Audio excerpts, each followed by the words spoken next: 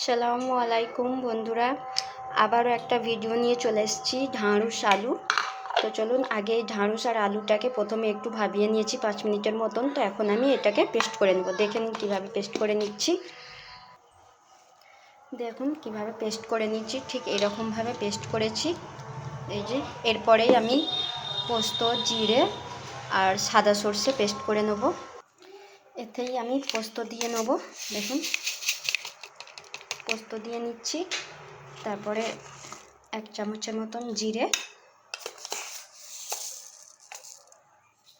আর 2 চামচের মতো সরিষা দিয়ে এবার একে পেস্ট করে নেব। তার আগেই একটু জল দিয়ে নেব, আর তার সাথে আমি একটা এলাচ দিয়ে নিয়েছি বন্ধুরা। ঠিক এরকমভাবে পেস্ট করে নিয়েছি। এবারে আসল কাজে চলে এসেছি বন্ধুরা। এতে দিয়ে নেব হালকা পরিমাণে নুন, তার সাথে দিয়ে নেব একটু হলুদ, একটু জিরে গুঁড়ো, একটু ধনিয়া গুঁড়ো। তার সাথে বন্ধুরা দেব অল্প একটু বেসন গুঁড়ো, ওই চালের আটা গুঁড়ো। তো আপনাদের কাছে চালের আটা না থাকলেও বন্ধুরা আপনারা বেসনও দিয়ে নিতে পারবেন, কোনো অসুবিধা নেই। আর বেসন না থাকলেও ময়দাও দিয়ে নিতে পারবেন, সেটাতেও কোনো প্রবলেম নেই বন্ধুরা। তো এটাকে ভালো করে এবার আমি ঠিক এরকমভাবে ঠিক ফেটিয়ে নেবো বন্ধুরা। দেখুন এটাকে সুন্দরভাবে ফেটিয়ে নিয়েছি। দেখুন দেখতেই পাচ্ছেন কিভাবে আমি ভালোভাবে ফেটিয়ে নিয়েছি। ঠিক এরকমভাবে এবারে চলে যাব ভেজে নেবো এটাকে ভালোভাবে বড়া করে। চলুন দেখে নিন। এই যে কড়ার মধ্যে তেল দিয়ে নিয়েছি, আর এখানে যেটা ফেটিয়ে রেখেছিলাম এই যে এটাকে এবারে আস্তে আস্তে হাত দিয়ে আমি দিয়ে নেব। দেখুন ঠিক এইরকমভাবে দিয়ে নিচ্ছি, আস্তে আস্তে দিয়ে নেব। আমি ঠিক এই সেট করে দিয়ে নিয়েছি। দেখুন এটাকে এখন আমি ভালোভাবে ভেজে নিচ্ছি। দেখুন বন্ধুরা আমি ঠিক এই রকমভাবে বড়িগুলোকে ভেজে নিয়েছি, আর তার সাথে সাথে একটা গোটা পেঁয়াজকে এরকমভাবে ভেজে নিয়েছি, টুকরো করে টমেটো কেটেছি, আর তার সাথে একটা আলুকে এরকমভাবে ভেজে নিয়েছি, আর 2টো কাঁচা লঙ্কা কুচি করে নিয়েছি। তো ঠিক এইরকমভাবে আমি ভেজে নিয়েছি। তো চলুন এবারে রান্নাটা করে নিই। দেখুন বন্ধুরা কড়ার মধ্যে আমি তেল দিয়ে নিয়েছি। তো এবারে এতে ফোড়নে দিয়ে নেব একটু জিরে, তার সাথে যে মশলাটা পেস্ট করে রেখেছিলাম সেটা দিয়ে নেব।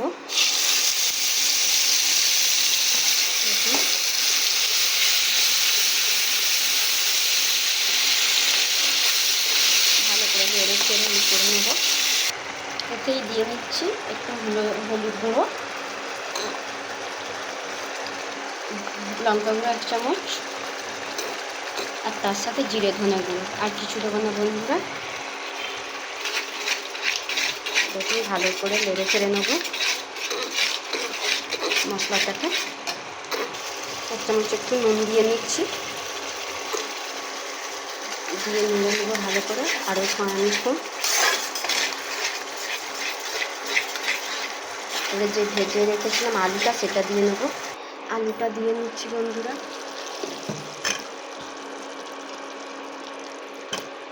আলুটা দিয়ে ভালো করে কষিয়ে নেব, আরও খানিকক্ষণ কষাবো।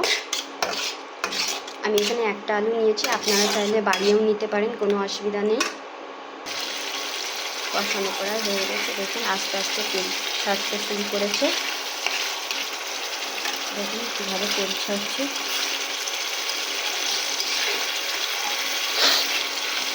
আর এইরকমভাবে ঢ্যাঁড়সের সাথে আলুর সাথে বড়া করে বানিয়ে একবার হলেও খেয়ে দেখবেন বন্ধুরা। তার সাথে যে পেঁয়াজ ভেজে রেখেছিলাম সেটাও কষিয়ে দিয়ে নিচ্ছি আমি, দিয়ে আরও কয়েক মিনিট ভেজে নেব। আর তার সাথে কাঁচা লঙ্কা ও টমেটো কুচি দিয়ে নিচ্ছি, দিয়ে আরও কয়েক মিনিট কষে নেব। এটাই কষিয়ে নিচ্ছি।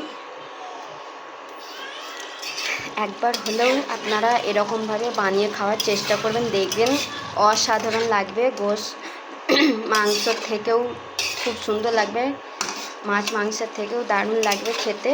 আপনারা মাছ মাংস বাদ দিয়ে এই ঢ্যাঁড়সের বড়ার তরকারিটা খাবেন, অসাধারণ লাগবে।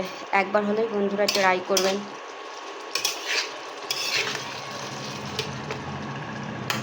দেখো কষানো হয়ে গেছে, দেখতে পাচ্ছেন। এবার এতে আমি জল দিয়ে নেব।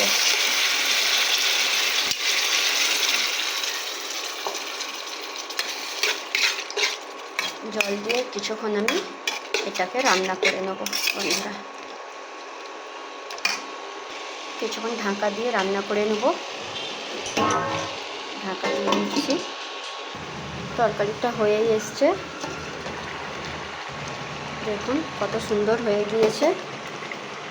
আমি এর মাঝে ঢাকনাটা খুলে একবার নেড়ে দিয়েছিলাম, তো আমার বাবু কাঁদছিল বলে তাই আমি চট করে চলে গেছিলাম, দেখানোর মানে হয়নি, হয়ে ওঠেনি।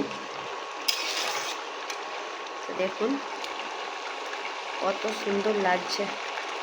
বারবার এই ঢ্যাঁড়সকে এরকমভাবে রান্না করে খেয়ে দেখবেন, কারণ বিভিন্ন রকমের ঢ্যাঁড়স খাওয়া হয়, এরকমভাবেও খেয়ে দেখবেন একবার হলেও বন্ধুরা। তো যেগুলো আমি ভেজে রেখেছিলাম সেগুলো একে একে দিয়ে নেব।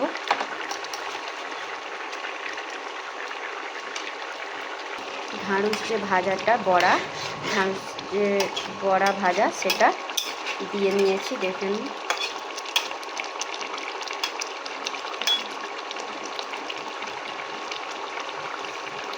আরও কিছুক্ষণ রান্না করে নেব ঢাকা দিয়ে।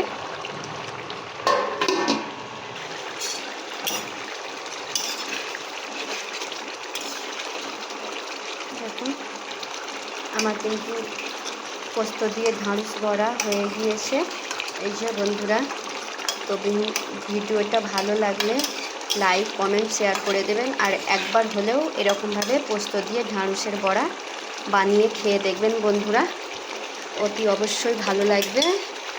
খুবই ভালো থাকবেন বন্ধুরা।